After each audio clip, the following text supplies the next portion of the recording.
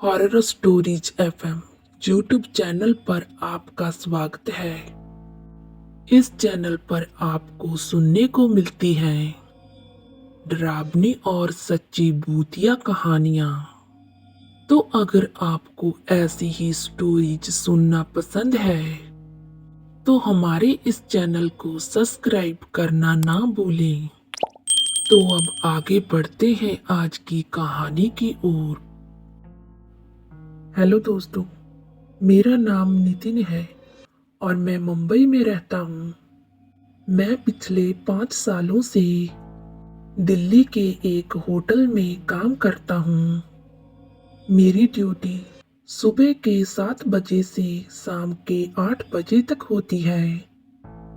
और आज मैं आपको जिस घटना के बारे में बताने वाला हूँ, ये मेरे पिछले साल घटी थी। ये बात सर्दियों की होगी और जहाँ पर काफी धुंध पड़ रही थी। शाम के 7 बजे जहाँ पर काफी अंधेरा हो जाता है और धुंध में घर आने में काफी परेशानी भी होती है। इतनी ठंड में बाहर निकलना भी बेहद परेशानी भरा होता है।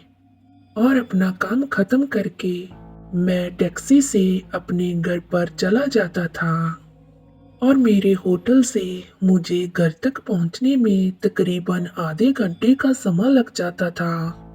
तो मुझे रास्ते में आते समय कोई भी दिखाई नहीं पड़ता, क्योंकि ठंड की वजह से लोग कम ही घर से बाहर निकलते हैं। इस बार भी दिसंबर का महीना था और धुंध भी काफी ज्यादा पड़ रही थी।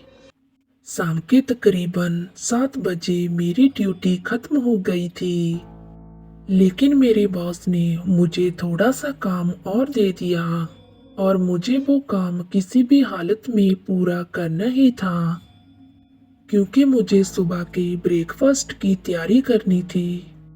अब होटल में कोई नहीं था, केवल एक सफाई करने वाला था और मुझे उस सफाई वाले के साथ काम खत्म करके रेस्टोरेंट को बंद कर जाना था। लगभग 8 बजे मैंने सारा काम खत्म कर ही लिया और उसके बाद मुझे घर को निकलना था। मैंने एक टैक्सी पकड़ी और मैं अपनी कॉलोनी तक पहुंच गया। अब काफी धुंध भी पड़ चुकी थी, मुझे आसपास कोई भी नजर नहीं आ रहा था। सड़क पर लगी हुई स्ट्रीट लाइट भी काफी ऊंची थी और वो भी धुंध को चीर नहीं पा रही थी। मैं धीरे धीरे चलकर अपने घर की तरफ आ रहा था, लेकिन मुझे रास्ते में गौरव मिल गया। गौरव मेरा कजन ब्रदर है जो मुझे अक्सर जहाँ पर मिल ही जाता है। वो अक्सर ही गांव से मुझे मिलने के लिए आ जाता है और मेरे साथ 2-3 दिन रहकर चला जाता है। वो अक्सर मुझे दिन के वक्त ही मिलता था, लेकिन आज वो मुझे रात के समय मिल रहा था। उसे देखते ही मैंने पूछा कि तुम इतनी रात को जहाँ पर क्या कर रहे हो? अपने गांव से इतनी देर रात को क्यों आया है? चल कोई बात नहीं, अब घर चलते हैं। धुंध बहुत ज्यादा हो गई है, चल जल्दी से चल घर चलते हैं। उसने मुझे कुछ भी नहीं बोला और वो मेरे साथ साथ चलने लगा। थोड़ी दूरी तक धीरे धीरे चलते चलते मैं उससे बात करने की कोशिश कर रहा था, लेकिन वो मेरी हर बात का जवाब सिर्फ सिर हिलाकर ही दे रहा था। देखने में मुझे ऐसा लग रहा था कि जैसे वो बहुत ज्यादा परेशान हो। वैसे भी उसे गांव में बहुत ज्यादा परेशानी का सामना करना पड़ रहा था। वो हमेशा ही मुझसे पैसे मांगा करता था, क्योंकि उसको घर वाले पैसे नहीं देते थे। मैं भी उस पर तरस करके थोड़ी सी मदद कर ही देता था, लेकिन आज वो पहले से भी ज्यादा परेशान लग रहा था। अब तक मैंने उसके मुंह से कोई शब्द नहीं सुना था। काफी देर तक हम ऐसे ही घर की तरफ आगे बढ़ते रहे तो मुझे थोड़ा सा उस पर संदेह होना शुरू हो गया। तब मैं उसको एक जगह रोककर पूछने लगा कि आखिर आज तुझे हुआ क्या है? तुम कुछ क्यों नहीं बोल रहे? मुझसे कुछ तो कहो, कुछ तो बोलो। वो बस मेरी तरफ बिना आंख झपकाए देखे जा रहा था और उसकी आंखों से आंसू आ गए। मैं उससे पूछ रहा था कि आखिर उसे क्या परेशानी है और वो इतनी रात को जहां पर क्यों आया है। मैंने फिर से उससे 2-3 सवाल पूछे, लेकिन उसकी आंखों में सिर्फ आंसू थे। उसने मेरी बातों का कोई जवाब नहीं दिया और मुझे बस अपने गले से लगा लिया। मैं अब उसकी ऐसी हालत देखकर थोड़ा सा घबरा गया। मुझे ऐसा लग रहा था कि जैसे वो किसी बहुत बड़ी परेशानी में फंस चुका है। इससे पहले मैंने उसे कभी भी इतना परेशान नहीं देखा था। फिर मैंने उससे कहा, चल सभी बातें छोड़, अब घर को चल। मुझे लगता है कि तुम किसी बहुत बड़ी परेशानी में फंस चुके हो। तब भी उसने कुछ नहीं कहा और वो फिर से मेरे साथ साथ चलने लगा। मैं घर पहुंचकर घर के दरवाजे को खोलने लगा तो तभी मैंने अचानक से देखा कि वो पीछे से कहीं चला गया। मैंने उसको काफी ढूंढने की कोशिश की, लेकिन गौरव मुझे बिल्कुल भी दिखाई नहीं दे रहा था। मैं काफी दूर तक चलकर गया। मैंने उसको ढूंढने की काफी देर तक कोशिश की, मगर वो मुझे कहीं पर भी दिखाई नहीं दे रहा था। तब मैंने सोचा कि शायद वो कहीं आसपास चला गया होगा और थोड़ी ही देर में खुद ब खुद वापस आ ही जाएगा। और वैसे भी मैं उसे फोन मिलाने की कोशिश कर रहा था, लेकिन उसका फोन भी स्विच ऑफ आ रहा था। अब मुझे थोड़ी सी घबराहट होने लगी थी, क्योंकि मैं घर पर आने के बाद भी उसका इंतजार करता रहा, लेकिन वो वापस नहीं आया। काफी देर तक मैं सोफे पर बैठकर उसका इंतजार करता ही रहा, लेकिन उसके बाद मुझे एक कॉल आई। जे मेरे अंकल की कॉल थी, जो कि गौरव के पापा थे। वो मुझसे बात करना चाह रहे थे। उसका फोन आते देखकर मुझे ऐसा लगा कि वो गौरव के बारे में मुझसे पूछना चाह रहे होंगे, क्योंकि उसका फोन तो बंद है और इसीलिए उन्होंने मुझको कॉल किया है। मैंने अंकल का फोन उठाते ही कहा कि पता नहीं गौरव कहाँ चला गया। वो मेरे पास आया तो था, लेकिन घर के अंदर नहीं आया।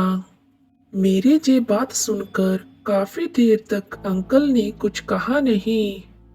बस मुझे सिर्फ फोन पर अंकल के रोने की आवाज सुनाई दे रही थी। मुझे लग रहा था कि गौरव के ना मिलने की बात को लेकर अंकल जी बहुत परेशान हो गए हैं और रोने लग पड़े। शायद गौरव अंकल से झगड़कर आया हो और इसी वजह से वो रो रहा था, और अब उसके ना मिलने की बात सुनकर अंकल भी रोने लग पड़े।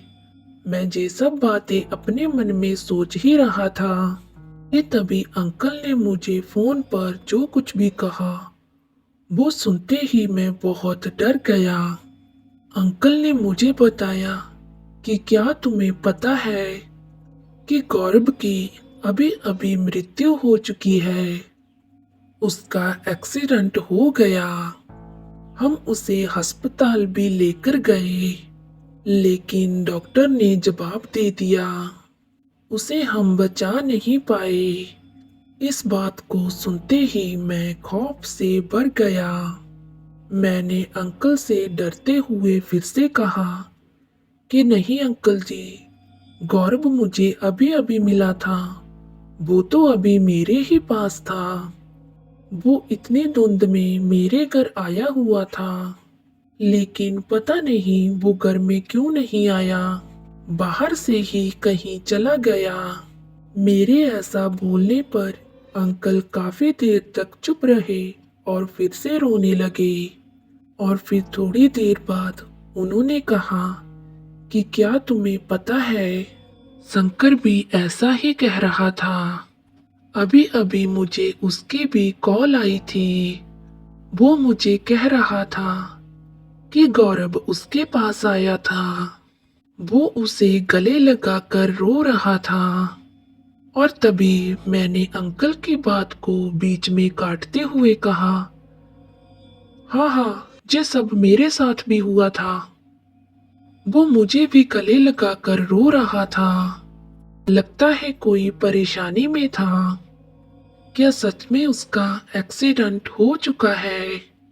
मुझे अंकल की बातों पर बिल्कुल भी विश्वास नहीं हो रहा था।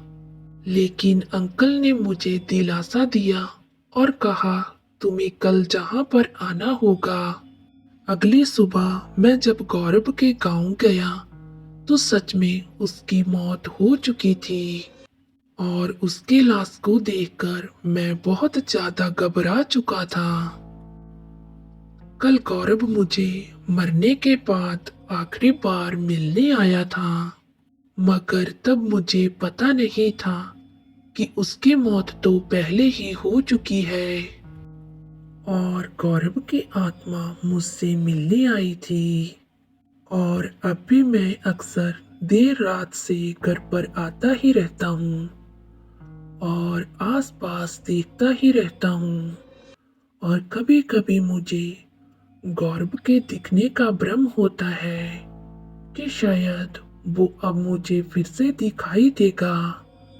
बस मुझे भ्रम होता है कि वो दूर खड़ा है और वो मेरे पास नहीं आता और वहीं से गायब हो जाता है। और मैं इन सभी भ्रम से बहुत परेशान हो चुका था। और फिर मैंने अपनी ये सारी समस्या एक पंडित जी को बताई तो उन्होंने मुझे बताया कि वो मुझसे पूरे दिल से जुड़ा हुआ था।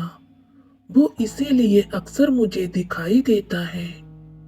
वो मुझे कोई नुकसान पहुंचाना नहीं चाहता। बस वो सिर्फ मुझे मिलने ही आता है और दूर से ही मुझे देखकर चला जाता है। लेकिन जब से मैंने ये बात पंडित जी को बताई है, वो मुझे दिखाई देना बंद हो गया। मुझे लगता है कि शायद उसे पता चल गया था कि मैं उसको देखकर डर जाता हूँ और वो मुझे डराना नहीं चाहता। और अब वो मुझे दिखाई नहीं देता। तो दोस्तों, कैसी लगी आपको आज की कहानी? अगर आपको आज की कहानी अच्छी लगी तो प्लीज चैनल को सब्सक्राइब और वीडियो को लाइक जरूर कीजिए। और आप हमें कहाँ से सुन रहे हैं ये कमेंट में जरूर बताइए। तो चलिए दोस्तों, कल मिलेंगे आपको एक और नई कहानी के साथ।